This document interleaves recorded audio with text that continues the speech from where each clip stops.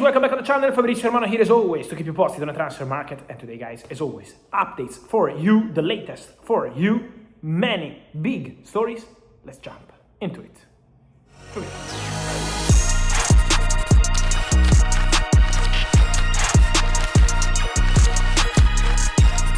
Here we are guys, here we go with the confirmation of something I've been telling you for a long time. Remember, every single day guys, here on YouTube, like this video, turn on the notification bell, subscribe to the channel, comment, be part of the family, because every day we are here with the updates. And I think I spent the last month or so, already March, I started telling you Manchester City are in the driving seat for Elliot Anderson. Manchester United are not going to match the bid, Manchester United are not going to hijack, and now the story is over. Manchester City have the midfielder they wanted since day zero of this transfer window. He was wanted by Pep Guardiola first, he is wanted by Enzo Maresca now, and he will play under Enzo Maresca, and the player is going to be Elliot Anderson. All done, it's a done deal, it's a here we go. And let me say congratulations to Manchester City, because this is a huge signing for the English national team midfielder, who is going to have his medical in the US. So in the next days there will be medical test and contract signing.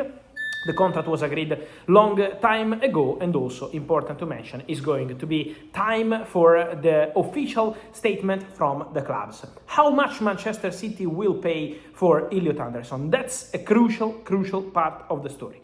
My understanding is that Manchester City will pay 116 million pounds, no add-ons included. While at the beginning of the story last night on the breakthrough for the Elliot Anderson deal, sources close to Nottingham Forest were suggesting 130 million pounds add-ons included. Now sources are saying 116 million pounds, no add-ons included. So this is the fee, and Manchester City signed the midfielder they wanted. Talking about midfielders, guys, I can confirm an information going around England was reported by Craig Hope about Newcastle, and it's about Arsenal interest in Bruno Guimaraes. It's true that Arsenal made an approach for Bruno Guimaraes. It was a direct approach on player side and club side with Newcastle, so Arsenal have reached out for Bruno Guimaraes. My understanding is that their intention was to try approach for a deal around 55 million pounds for Bruno Guimaraes, but Newcastle are not selling the player for this fee. Newcastle closed the doors to this approach from Arsenal. Now we will see if Arsenal return, if there is anything moving. At the moment, Bruno Guimaraes is leaving everything in the hands of Newcastle, is respecting Newcastle.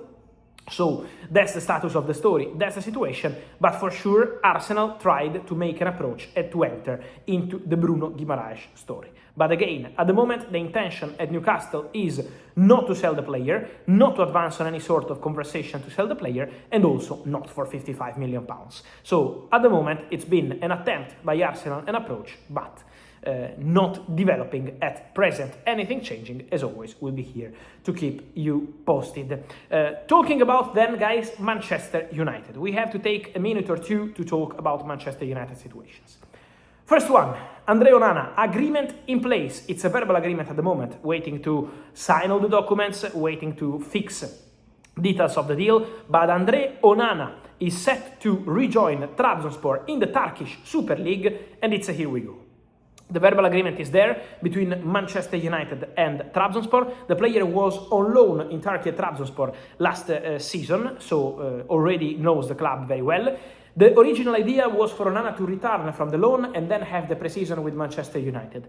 But then my understanding is that Manchester United, and when I say Manchester United, is the club, is the management, is the coach, Michael Carrick told Andre Onana and his representatives that he was not going to be part of Manchester United project next season. So being very clear with the player, very honest.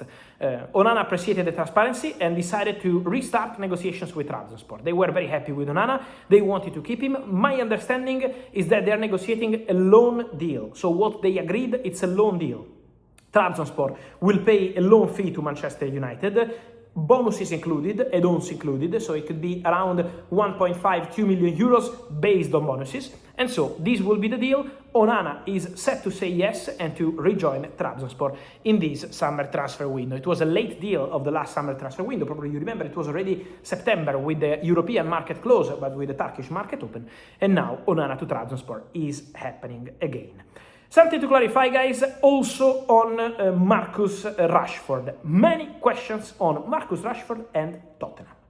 We had these links on Marcus Rashford and Tottenham. If it's possible to see this deal happening, if Tottenham can go for Marcus Rashford, if Tottenham is a possibility being considered. My understanding, guys, is that at the moment, between Marcus Rashford and Tottenham, there is nothing advanced. Nothing close, nothing realistic as of today. Should the situation change, of course, I will be here to let you know, because for sure the Marcus Rashford situation is an open situation. A situation they have to clarify as soon as possible at Man United, whether he's going to stay, he's going to leave, what happens with Barcelona new loan, what happens with more clubs joining the race, that is close. So there are several things keeping this story open for Marcus Rashford. But the understanding is that at the moment there is nothing really concrete or advanced with Tottenham. So despite all the stories, there have been many rumors, especially on social media, about this Rashford and Tottenham story. I'm not aware of this. Then, talking, guys, about Real Madrid, I wanted to return on the Nico Paz story, because it's been the story of the day at Real Madrid. So, Real Madrid on Thursday, yesterday, told Como, we are set to rebuy Nico Paz. 9 million euros to you, and Nico Paz returns here. Now, if you want Nico Paz to return to you, you have to pay us a total valuation. I speak about valuation because you can still do a different deal, maybe for part of the acquisition rights of the player, but the total valuation of 60 million euros for Nico Paz. Como didn't close the deal on Thursday, but my understanding is that Como are still there. So Como, from today, Friday, to Monday, still have a possibility offered by Real Madrid to buy Nico Paz on permanent transfer. So Real Madrid are offering Como a chance, but with a deadline, Monday. So over the weekend, Como can sign Nico Paz. Como can go for Nico Paz. Now, this depends on the financial agreement, Como Real Madrid, but Como are still there.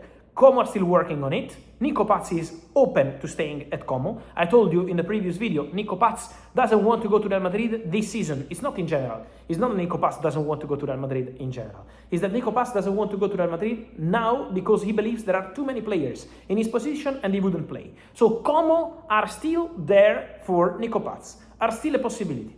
And eventually we will see if Real Madrid and Como can negotiate also another new, fresh buy-back clause, because this could be an important point of this negotiation. Very short, from today to Monday, we will have the truth on Nico Paz, Como and Real Madrid.